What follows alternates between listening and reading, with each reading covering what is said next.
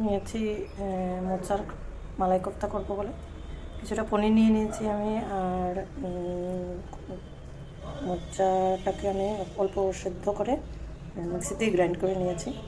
বেসন নিয়েছি, একটু আমার বানানো গুঁড়া মশলা, ভাজা মশলা মানে ওটাতে জিরা ধনিয়া গোটা একটু ড্রাই রোস্ট করে, একটু গরম মশলা ড্রাই রোস্ট করে আমি ভেজে রাখি, একটু মেথিও থাকে ওটার মধ্যে। তো মেথি খুব অল্প পরিমাণ দিই, তো ওটার একটা সুন্দর গন্ধ বেরোয়।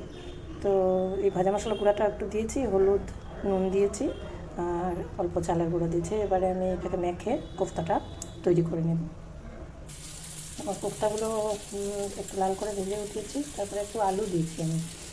যদিও মোচার কোফতা মালাই কোফতাতে পড়ে না আলু, বাচ্চারা ভালোবাসে তাই আমি দিয়েছি, আপনারা অ্যাভয়েড করবেন। আর কী বলে, এখন আমাদের তেল অল্প বেঁচেছে কড়াইতে, হয়ে গেছে অল্প তেল, ওটার মধ্যে আমি দিয়ে দিচ্ছি 2 চামচ ঘি। অনেকে অনেক রকম করে, আমি আমার মতো করে করি, তা আমার মতো করে করা রেসিপি দিচ্ছি আমি। দিয়ে দিলাম একটা তেজপাতা, একটা শুকনো লঙ্কা, দিয়ে দিচ্ছি একটু মেথি মৌরি। আমি যখন এই মোচার কোফতা করি, মালাই কোফতা, তখন আমি পেঁয়াজ দিই না জেনারেলি।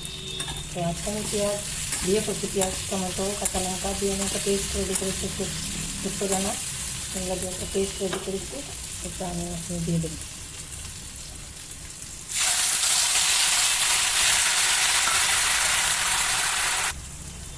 তো মশলাটা তেল ছাড়ছে ধীরে ধীরে। আমি এখানে দিয়েছি আধা চামচ জিরা গুঁড়া, আধা চামচ ধনিয়া গুঁড়া, আধা চামচ হলদি, আধা চামচ লঙ্কার গুঁড়া, নুন স্বাদ মতো, চিনি অল্প। আপনারা যারা চিনি ব্যবহার করেন না তারা মিশ্রি ব্যবহার করতে পারেন। আমি অবশ্য চিনি ব্যবহার করিনি, আমি একটু কিশমিশ কাজু এগুলো একটা পেস্ট করে দিয়ে দিয়েছি। এখন একটু কসুরি মেথি দিয়ে দেবো, একটু গরম মশলা গুঁড়ো আর একটু ফ্রেশ ক্রিম। আমি গরম মশলা গুঁড়ো আর কসুরি মেথি দিয়ে দিয়েছি। এখন আমি এই কোফতাগুলো দিয়ে দিচ্ছি, আলু আর কোফতাগুলো।